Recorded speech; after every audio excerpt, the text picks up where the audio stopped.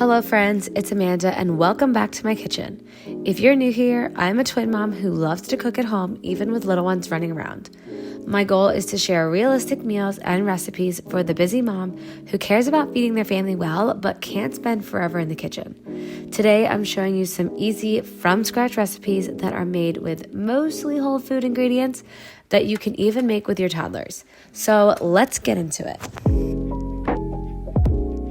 We're starting off this week with my family's breakfast. I love to make breakfast in bulk that I can warm up throughout the week, and I am doing a cottage cheese and egg white bake.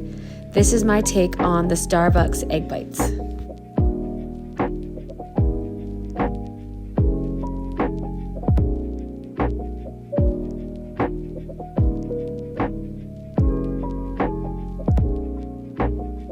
Instead of pouring them into muffin tins, however, I like to cook my egg bakes in baking dishes.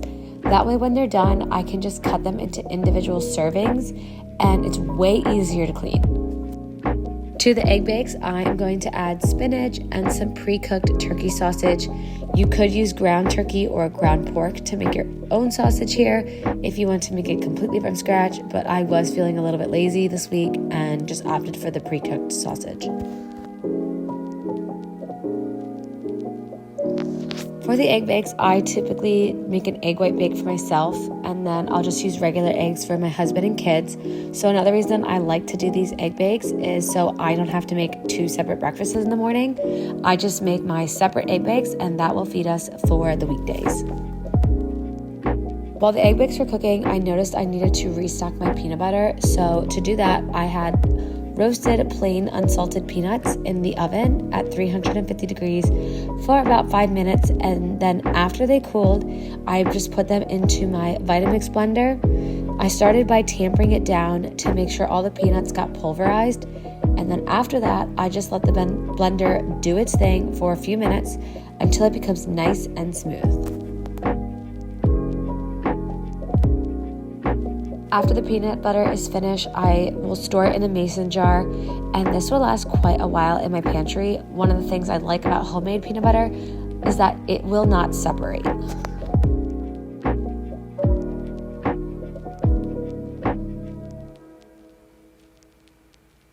Moving on to dinner for tonight, we are making some Fiesta bowls, and I'm starting by making my Fiesta potatoes simply by cutting them into large chunks.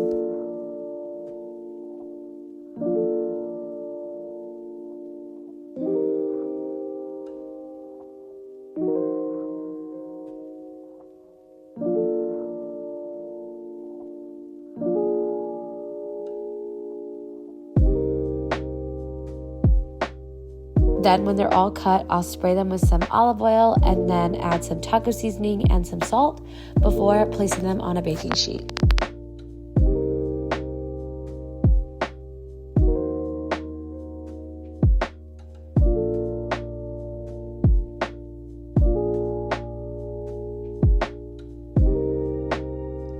After putting them on an even layer, I will put the potatoes in the oven at 400 for about 35 minutes until they are soft. For our chicken, I'm using chicken thighs, and I'm following a recipe that's normally for wings, but I did this a couple weeks ago and I really liked how it turned out. So I'm adding 2 teaspoons of baking powder, a teaspoon of salt, and about a half teaspoon of ground black pepper, and I'll just mix these up until everything is evenly coated. Then we will let this sit for about 5 minutes before putting it into the air fryer.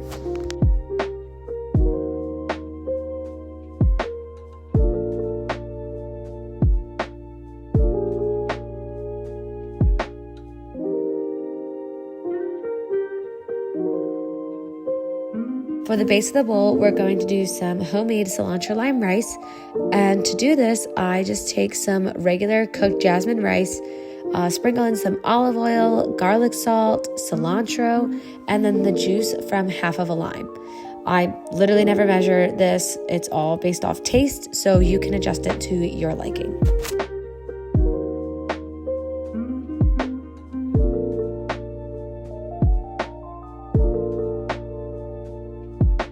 And here is how those potatoes turned out. They looked so nice and crispy.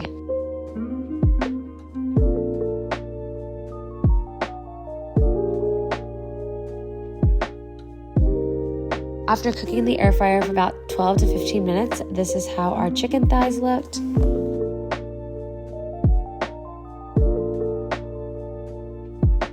And now it's time to start putting our bowl together. You can do whatever toppings you prefer, but today we did tomato, avocado, red onion, lettuce, and black beans.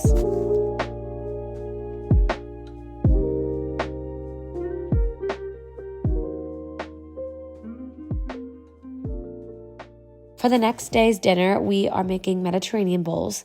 And to start off, I'm making a homemade hummus using about 2 cups of cooked chickpeas, a tablespoon of garlic, a teaspoon of salt, and a teaspoon of cumin. I'm putting this all into my food processor and then we'll let it go until it is all pulverized. At this point, I'll start to emulsify my olive oil. I didn't measure here again. I'm just really adding it to see if I can get it to the right texture.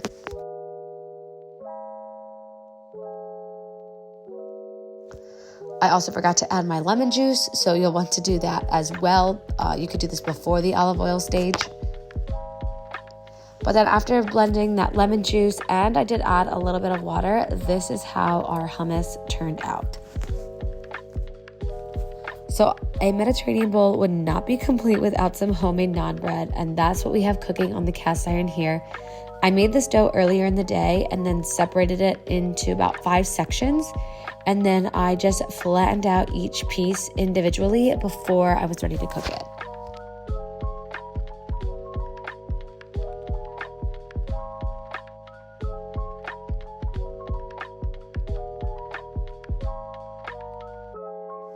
After cooking for about 2 minutes on each side, it should be done, and I place each one in a cloth napkin to keep them warm and soft. For protein, I'm cooking chicken breast that I've halved and then seasoned, and then I'll put this in the air fryer. And these bowls turned out great with our homemade hummus and all of our delicious toppings.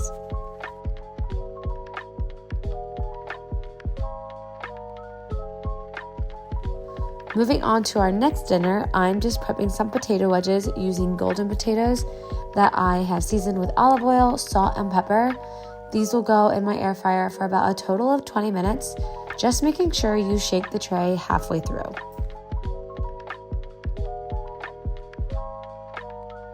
And then for the main star of tonight's dinner, we are doing turkey black bean burgers. And I did this mostly just to use up the leftover black beans we had from earlier in the week. So now we're going to add some breadcrumbs and an assortment of burger flavored seasonings. So I'm doing salt, pepper, and ketchup, barbecue sauce, and mustard, and not using any measurements here, just going based off what I think my family will like. So you can mix around these flavors.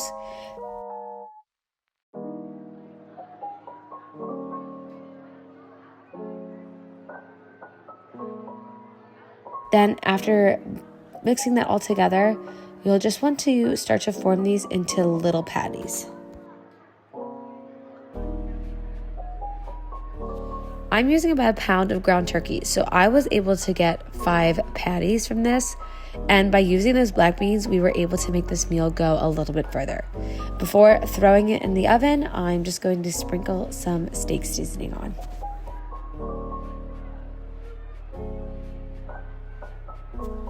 For the burgers, you know I had to make some fresh homemade buns, and these were a little overproofed, but they still ended up tasting great.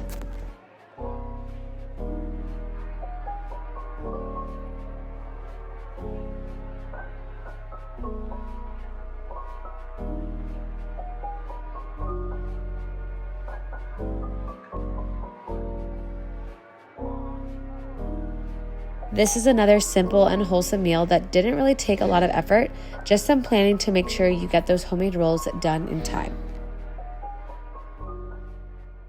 Well, in case you can't tell, I was really into potatoes this week because we are starting off another dish and using sliced potatoes. We are using these to make a loaded potato nacho sheet pan meal, and we are going to put these in the oven at 400 degrees for about 30 or 40 minutes until they're crispy but tender on the inside, and this is what they should look like.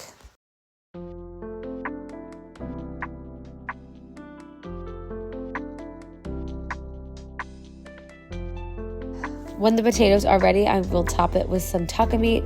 I even added in some leftover chicken that we used in the Greek bowls. And I'll also top it off with some cheese of choice and some beans.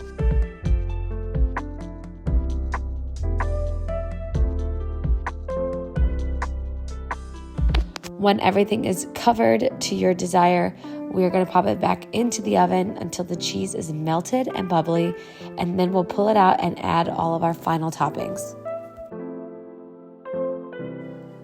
I just think this recipe is a great alternative to regular nachos. I find the potatoes to be way more satiating than tortilla chips, but I also just think nachos in general are a great meal option, especially if you have leftovers to use up or extra produce. You can just use those as toppings and it will taste amazing.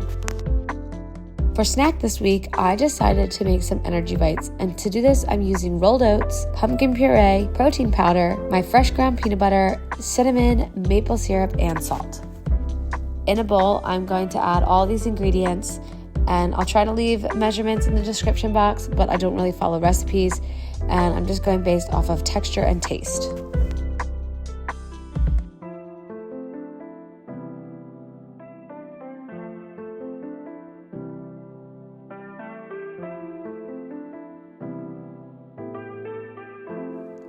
With a little help from my daughter, I'm mixing everything up, and then we will add in some chocolate chips. And always remember to measure your chocolate chips with your heart. So this mixture will get a little sticky, but it should still hold its shape. I like to do this fork test where you just push up some of it against the fork, and it shouldn't fall off. It should just stick around the utensil, and you can tell this is ready to go. So I use a cookie scoop to then portion these out into individual servings. Then I'll place it back in the fridge where they will really firm up. And after an hour or so, you can put these into an airtight container to store throughout the week. Moving on to dinner for tonight, I'm making a sheet pan meal, and I've shared this recipe before, but this is my go-to way of prepping salmon.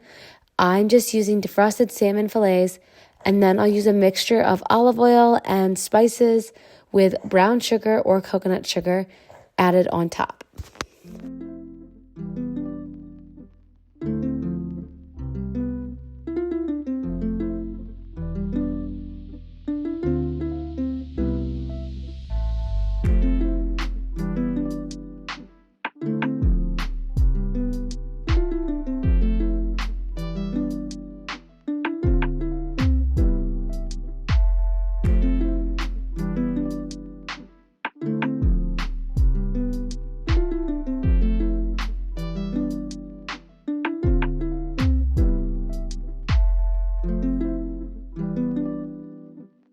While the salmon was cooking, I also had some rice going on the stovetop, and I served this up all in a bowl and topped it with some crunchy garlic chili sauce, which is just so delicious. I love making this meal because not only is it great the first time, but they make great leftovers for sushi bowls.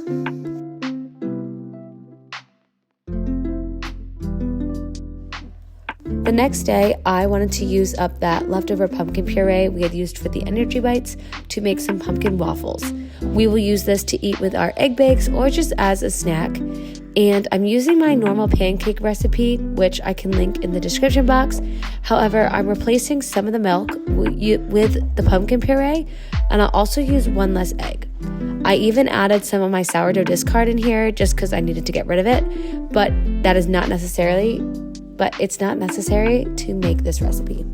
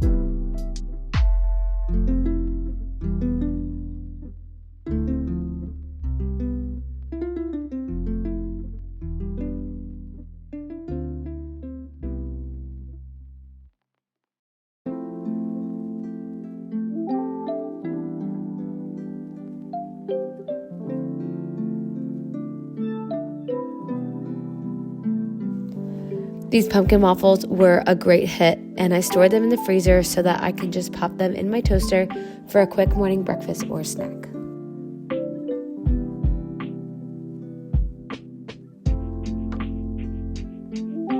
For dinner tonight, I'm getting a roast chicken prepped and seasoned ahead of time.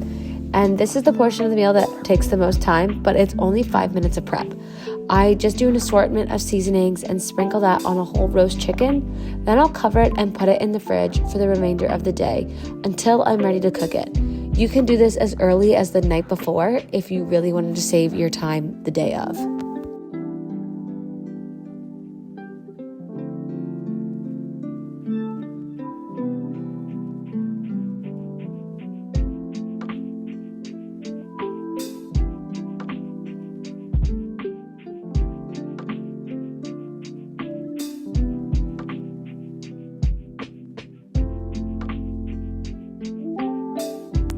So today ended up being exceptionally productive, and we've already gone through pumpkin waffles, prepping my main part of dinner for tonight, and I also had a loaf of bread in my bread machine going. So we're just going to shape this on the counter and then let it rise for about 45 minutes.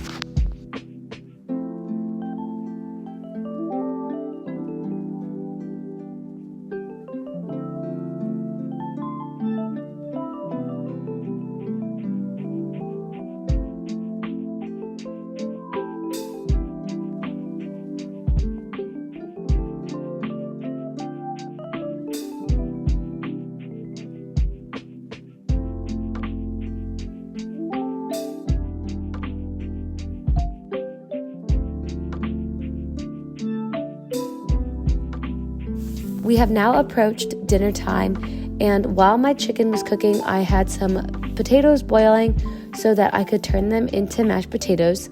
And I know, another potato recipe, so sorry if you're not a potato person. But after that, I am adding 2 tablespoons of butter, some Greek yogurt, and then some milk. And I will smash all this up, mixing it until it looks pretty smooth, until I add my salt and pepper.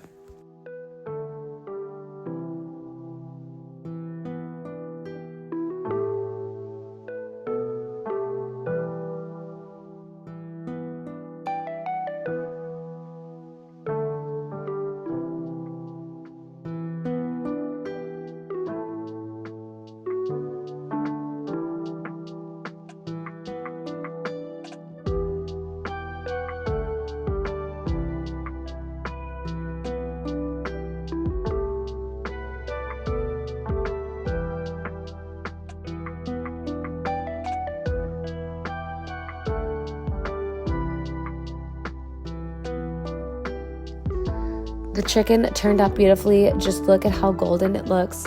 It definitely looks better than my carving skills here.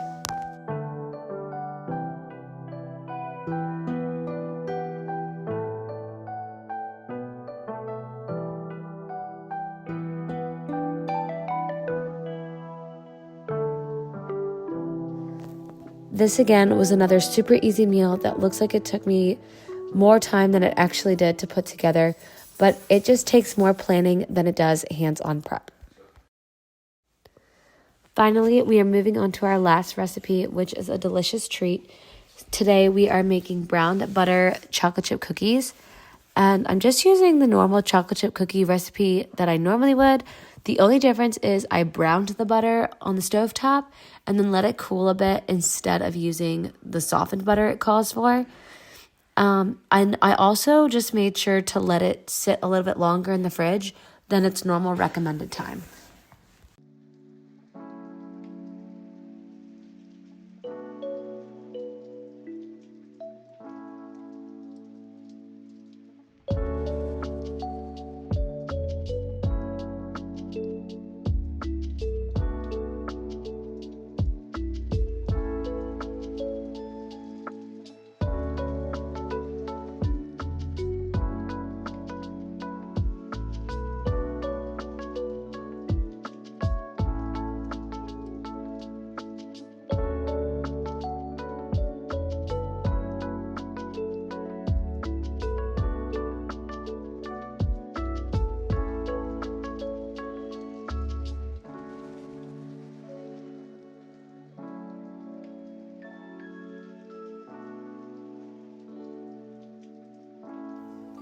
I also chopped up a Tony Chocolonely everything chocolate bar and added that in place of chocolate chips.